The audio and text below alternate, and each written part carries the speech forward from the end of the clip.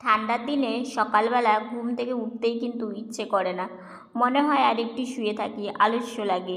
কিন্তু উঠতে তো হবেই, সময় মতো সময়ের কাজ না করলেই লেট হয়ে যাবে। তো বোন এদিকে দেখো উঠে সোয়েটার পরে ও হচ্ছে বাইরে বেরিয়ে ফ্রেশ হয়ে গেছে। কেতলিতে মানে গরম জল করবে। তো মা কলপারে ছিল, তাই বোনকে বললো, বাবা কেতলিটা দাও, আমি জলটা ভরে দিচ্ছি।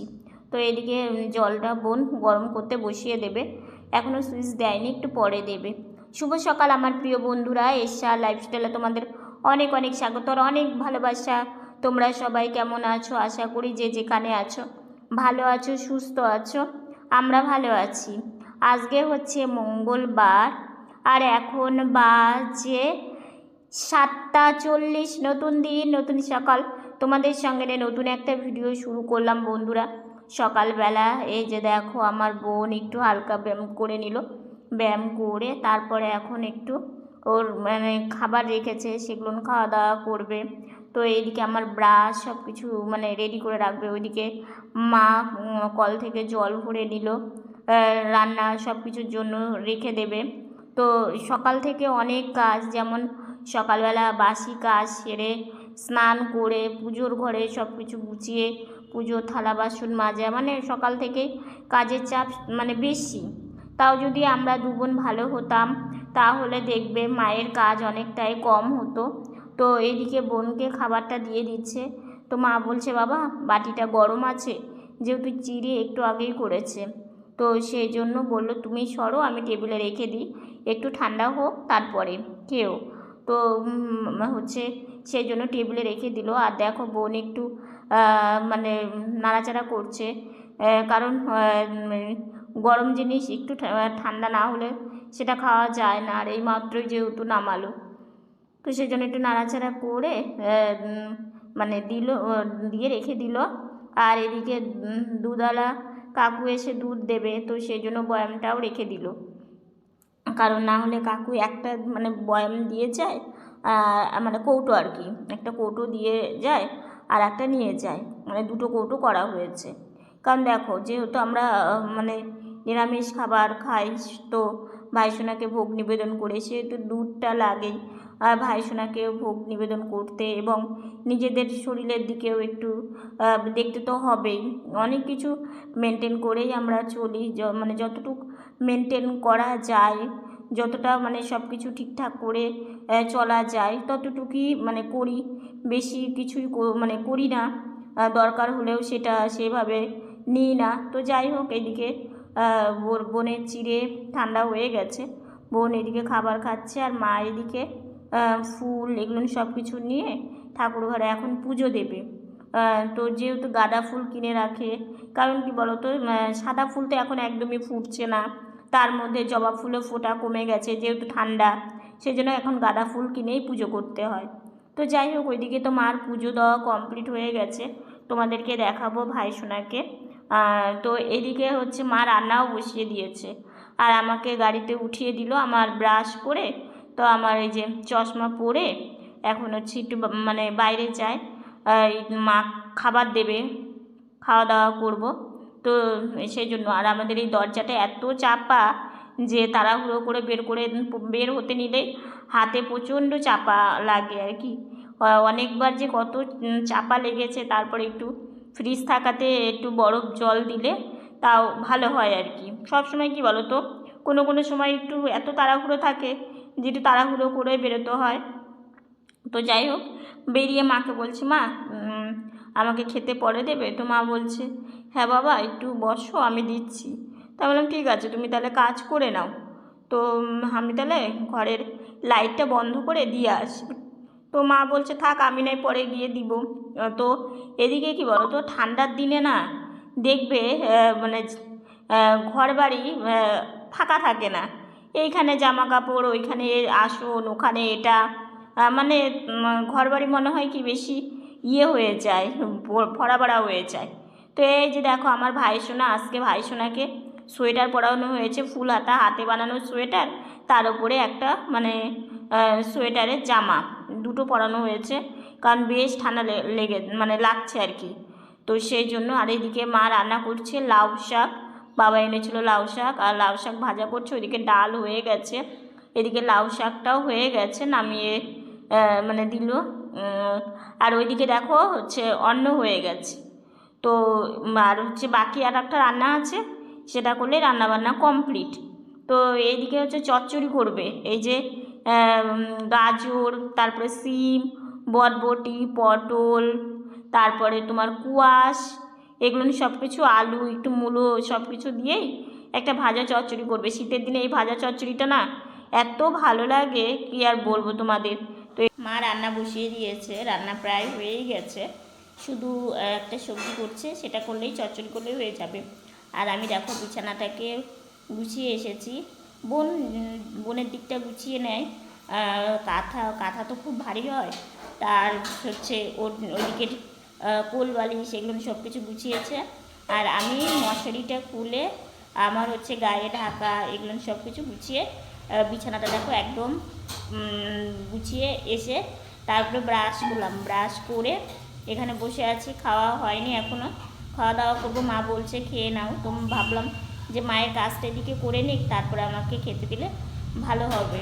আর জানো তো কালকে রাত্রিবেলা বেশ ঠান্ডা লেগেছে, মানে পাতলা একটা কম্বল নিচ্ছি তো, ওটাতে আর হবে না।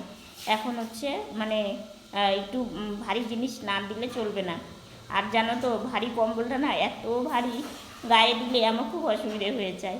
তাই মাকে বলছিলাম যে হালকা পাতলা কিছু হলে না বেশ ভালো হয় ঢাকাতে। তো যাই হোক, ওটাই বের করতে হবে, কিছু করার নেই। দেখা যাক, মানে কোনো দিন যদি নিতে পারি হালকা পাতলা কিছু, তাহলে বেশ ভালো হবে। এত ভারী জিনিস দিয়ে না থাকা সম্ভব হয় না। আর জানোই তো আমার ব্যথার শরীর। আর রান্নার আওয়াজ পাচ্ছ, মা এদিকে রান্নাটা করে নিক। শুধু এই সবজিটা করলেই হয়ে যাবে না মা? এই সবজিটা করলেই হয়ে যাবে। তারপরে হ্যাঁ, তারপরে বোনকে ভোগ বেড়ে দিয়ে আসবে, এদিকে আমি খাওয়া দাওয়া করবো, ওষুধ খাবো। আর রৌদ্র উঠেছে ঠিকই, কিন্তু প্রচণ্ড ঠান্ডা পড়েছে, জানি না কেন এত ঠান্ডা পড়েছে।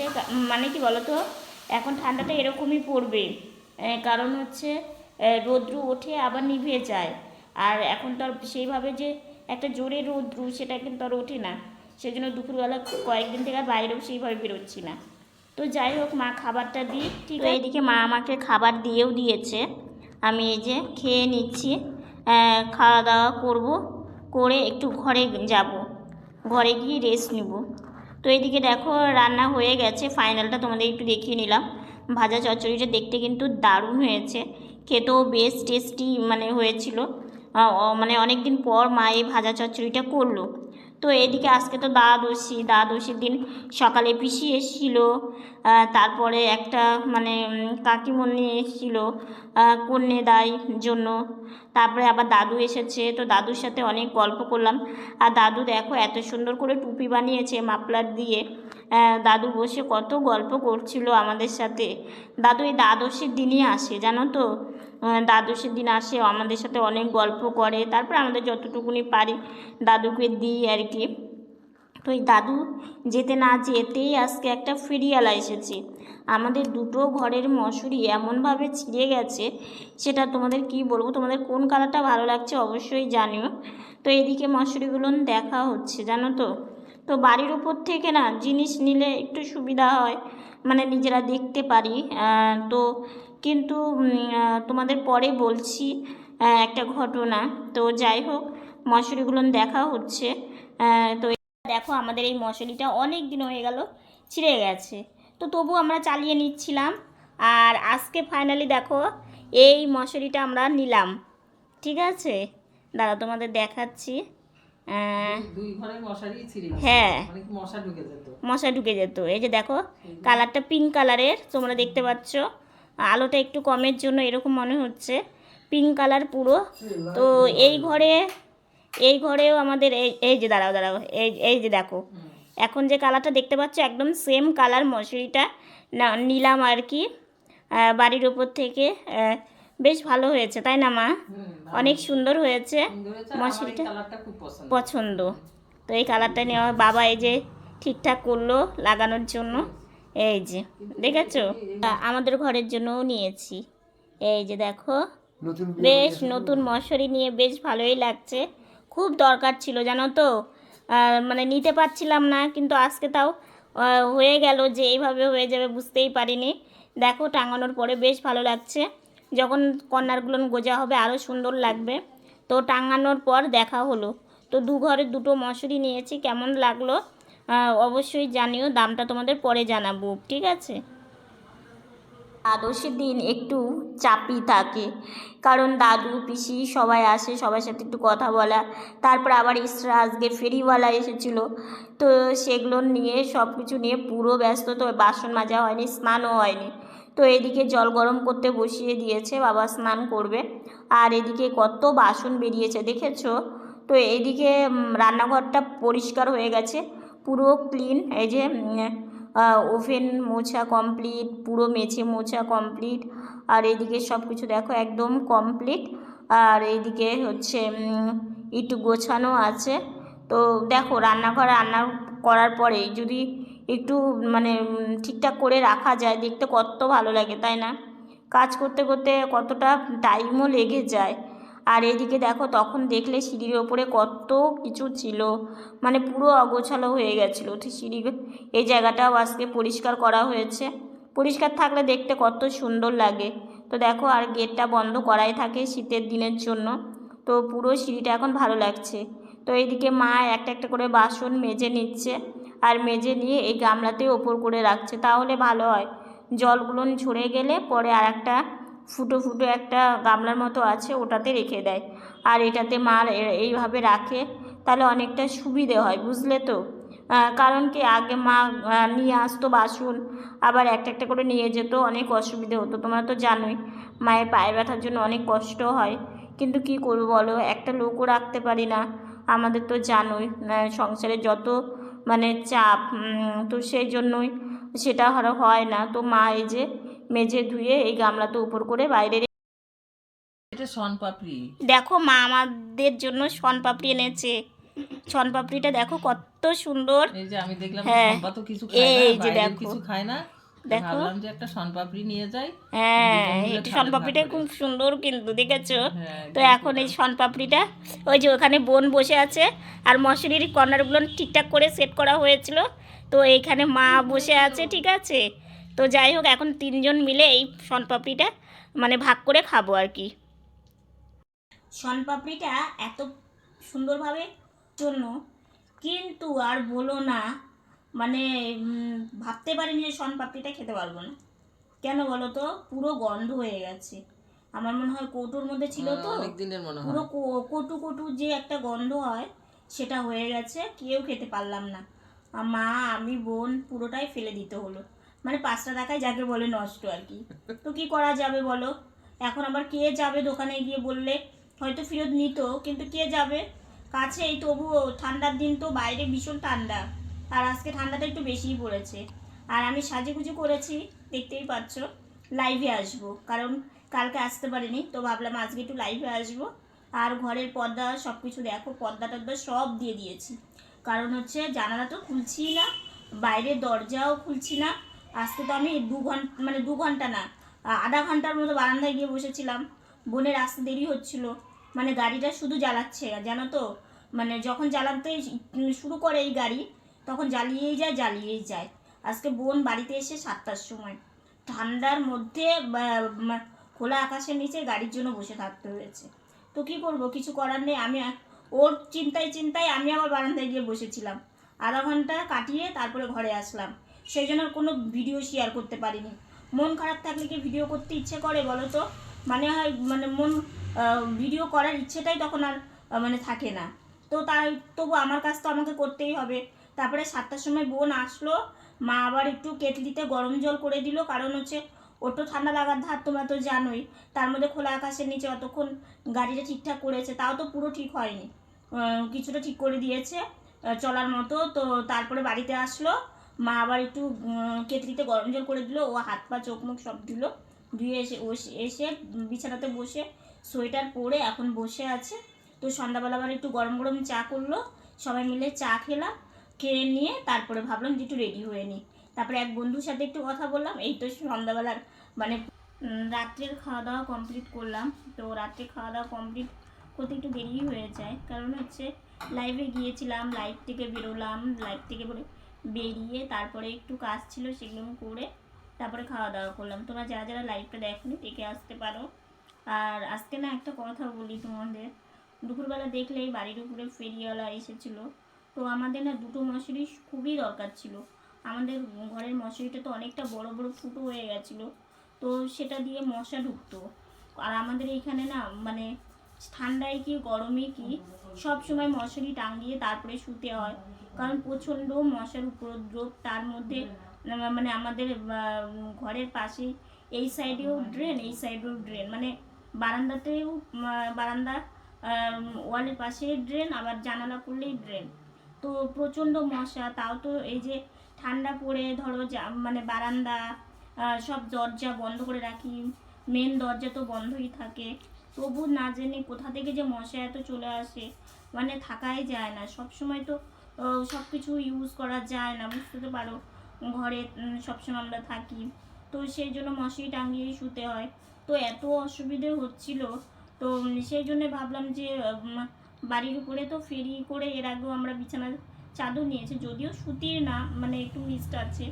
তো হয়তো আমরা ভেবেছি যে ভালোই হবে, কিন্তু মশারি দুটো দামটা মানে 300 টাকা করে নিয়েছে দুটো, কমের মধ্যেই নিয়েছে। তো ভাবলাম হয়তো ভালো হবে, কিন্তু আমার মনে হয় যে মশারিগুলো বাড়ির উপর থেকে নিয়ে পুরো ঠকে গেলাম।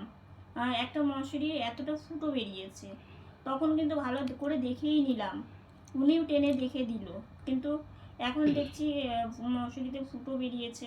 তো ওটা দেখে একটু মনটা খারাপ হয়ে গেল। তোমরা তো বুঝতেই পারো অনেক কষ্ট করে আমাদের মানে জিনিস নিতে হয়, মানে বুঝতে তো পারো, মানে দুটো টাকাও যদি ইয়ে হয়, মানে মনে হয় যে জিনিসটা নিলাম, নিয়ে জিনিসটা ভালো হলো না, তখন মনটা মানে খুব খারাপ হয়ে যায়। তখন মনে হয় না নিলেও হয়তো ভালো হতো। বারবার করে উনি বলছে যে এই মশারিগুলো নাকি ওনার প্রতিবন্ধীরা বানায়, তো সেই কথাটা ভেবে ভাবলাম যদি ওনার বিক্রি হয় তাহলে হয়তো কিছু ওরা মানে উনি যেখান থেকে নিয়ে আসে, জানি না উনি সত্যি না মানে মিথ্যে বললো, কিন্তু নিজেরাও তো প্রতিবন্ধীর কষ্টটা বুঝতে পারি। তো সেই জন্য ভাবলাম যে আমরা যদি নেই তাহলে উনি দুটো পয়সা পেলে ওদের মানে হেল্প হবে হয়। তো এইগুলো ভেবে মানে অন্যের কথা ভালো ভেবেই নিলাম, কিন্তু নিয়ে মনে হয় নিজেরাই ঠকে গেলাম। তো কি করব, নিয়ে যখন ফেলেছি কালারগুলো আমি মানে বেছে নিলাম যে কালারগুলো বেশ ভালো।